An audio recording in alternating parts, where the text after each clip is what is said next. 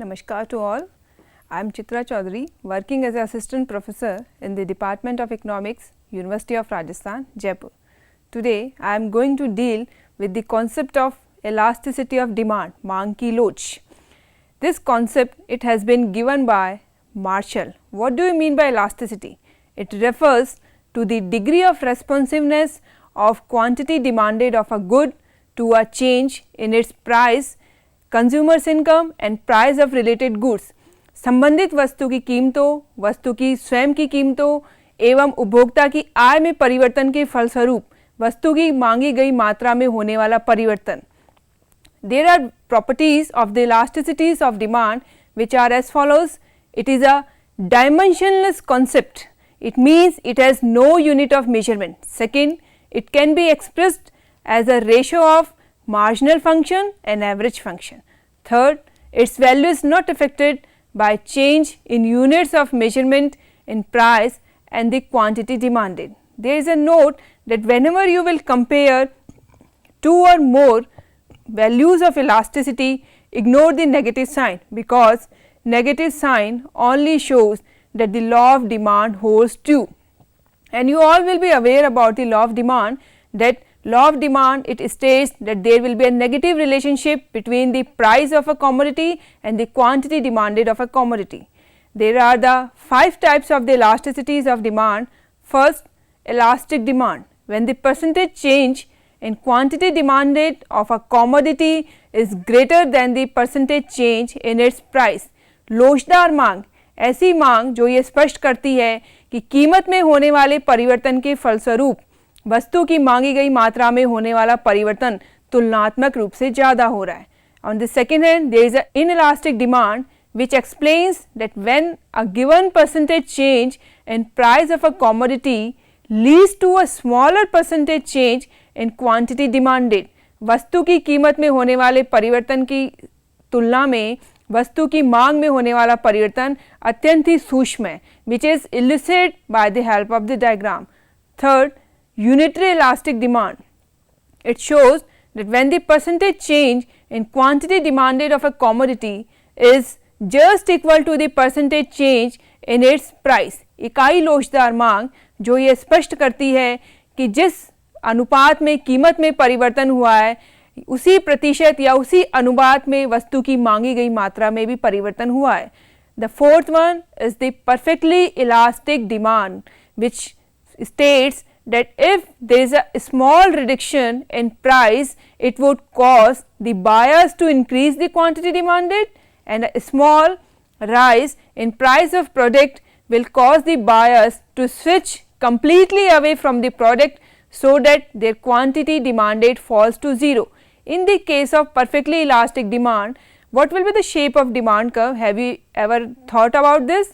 The shape of the demand curve, it will become horizontal to straight line. And the last type of elasticity, it is perfectly inelastic demand, पूर्णतः बेलोचदार मांग. In this case, changes in price of a commodity does not affect the quantity demanded of the commodity at all. So, the shape of the demand curve, it will be in the shape of vertical straight line shape, which will be just parallel to the y axis.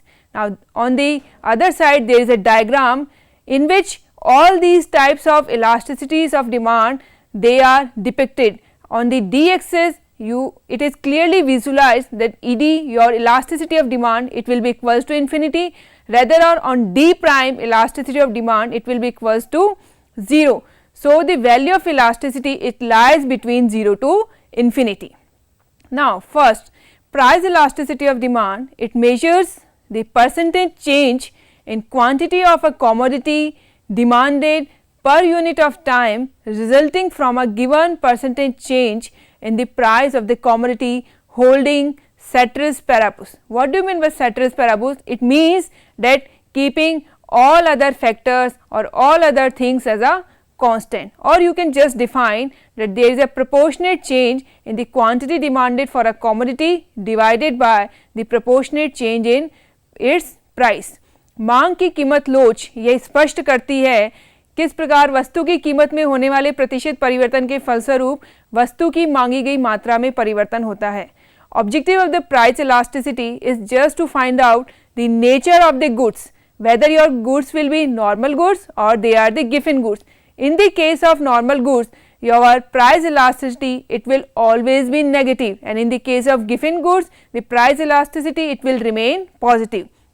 Now, if your price elasticity is negative, then again you can further categorize the normal goods in the case of your luxury goods, whether they are the luxury goods or whether they are the necessity goods. So, if your price elasticity, it will remain greater than 1, then they will be the luxurious goods, and if it remain less than 1, then these will be considered as a necessity goods. Methods of measurement of price elasticity, कीमत लोच को मापने की विधियाँ. There are the 3 methods. First will be point elasticity method, second will be arc elasticity method, third will be total outlay expenditure method. First, point elasticity. It is used to find elasticity on particular point of demand curve. किसी भी दिए गए मांग वक्र के एक निश्चित बिंदु पे यदि मांग की लोच निकालनी हो तो आप मांग की बिंदु लोच का उपयोग करेंगे. This diagram explains that how if we have to find out the elasticity at point R, then the elasticity it will be equals to lower segment divided by the upper segment, which will be equals to the given formula. The second type of elasticity, it is arc elasticity, which is used to find value of elasticity between 2 points of demand curve. यदि दिए हुए मांग वक्र पे आपको 2 बिंदुओं के बीच मांग की लोच निकालनी है, मांग की चापलूस का प्रयोग किया जाएगा, and the formula again it will be given as below mentioned with respect to the figure. Now, third will be your total outlay or total expenditure method. This formula is given by the Steiner and Hegg, which explains that E equals to 1 minus delta E divided by x into delta P. However, this formula is not so relevant because it is an alternative formula, and this formula always gives positive value of the elasticity. There are the 3 theorems associated with the total expenditure method. First, when total outlay remains constant due to change in price, then value of price elasticity of demand, it will remain same. Second, when total outlay increases with declining prices or total outlay declines with increase in prices, then the price elasticity, it will be greater than 1. And again this figure shows, or this diagram or this table reflects that how the value of elasticity, it will differ with respect to price decline and price rise, and what will be effect of price decline and price rise on the total expenditure made by consumer on a particular commodity or a good. Income elasticity of demand, it measures the percentage change in the amount of a commodity purchased per unit of time resulting from a given percentage change in consumer's income holding ceteris paribus, or proportionate change in the quantity purchased of a good to the proportionate change in its income. Again, income elasticity, it is also used to classify what is the nature of the commodity, whether your commodity is normal good or it is your inferior good. If it is a normal good, it possesses positive sign. If it is inferior good, it possesses negative sign.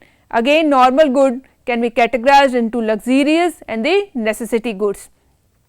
Cross price elasticity of demand, it has been defined as the percentage change in quantity demanded for a commodity due to 1% change in price of its related commodity holding ceteris paribus. The nature of the goods, again you can classify with respect to the cross price elasticity of demand, whether your good is substitute good or it is complementary. If it is substitute, the sign will be positive, otherwise the sign will be negative, as in the case of complementary goods. Thank you to all.